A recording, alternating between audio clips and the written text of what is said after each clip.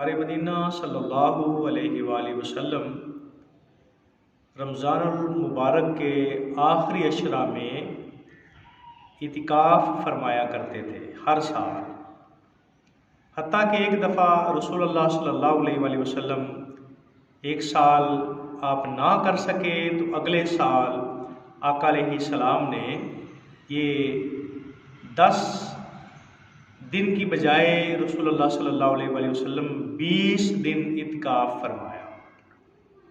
گویا کہ آقا علیہ السلام ہر سال اعتکاف فرماتے، اس کا بڑا ثواب ہے۔ تو اس کی کئی قسمیں ہیں۔ ایک ہے واجب قسم کا اعتکاف، آپ نیت کر لیتے ہیں فلاں بیمار ہے، اگر وہ صحت یاب ہو گیا تو میں 3 دن تک اعتکاف کروں گا، یا اللہ رب العالمین مجھے اولاد دے تو میں 3 دن تک اعتکاف کروں گا۔ تو اس کے اوپر جب اعتکاف کرے گا تو ساتھ میں روزے بھی رکھے گا۔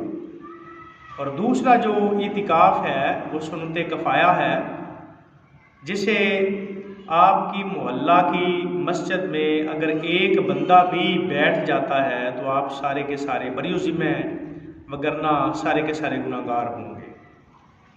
تو یہ 20ویں رمضان میں غروب آفتاب سے پہلے آپ نے مسجد میں بیٹھ جانا ہے، اور جب چاند کی صحیح طریقے سے شہادت مل جائے، گواہی مل جائے، پھر آپ نے اس اعتکاف سے نکلنا ہے۔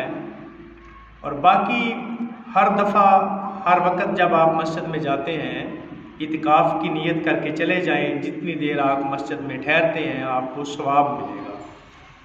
اور یہ جو اعتکاف ہے تو اس کے اوپر جو شخص صحیح طریقے سے اعتکاف کرتا ہے، دنیا کی کوئی بات نہیں کرتا، اللہ رسول کے لیے بیٹھتا ہے، دین سیکھتا ہے، سکھاتا ہے، قرآن کی تلاوت کرتا ہے، بندی کے ساتھ بیٹھتا ہے، اللہ کے ساتھ رابطہ کرتا ہے، اس کے لیے 2 حج اور 2 عمرے کے برابر ثواب اللہ رب العالمین نے اس کے لیے رکھا ہے۔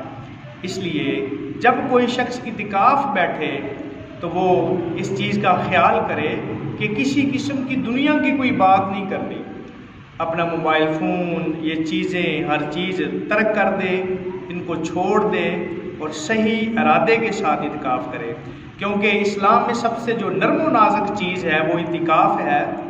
روزہ اگر آپ بھول کے کوئی چیز کھا لیتے ہیں تو روزہ نہیں ٹوٹتا، اگر آپ بھول کے بھی مسجد کی حدود سے باہر چلے جاتے ہیں آپ کا اعتکاف ٹوٹ جاتا ہے۔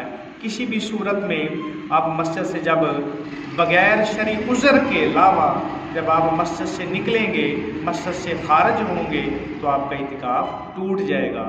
اس لیے اس کے اوپر ہمیں بڑی احتیاط کرنی چاہیے، اور یہ بڑے ثواب کا کام ہے۔ اللہ رب العالمین ہر شخص کو اعتکاف سنت کفایہ کرنے کی توفیق عطا فرمائے۔ وآخر دعواہم ان الحمد للہ رب العالمین۔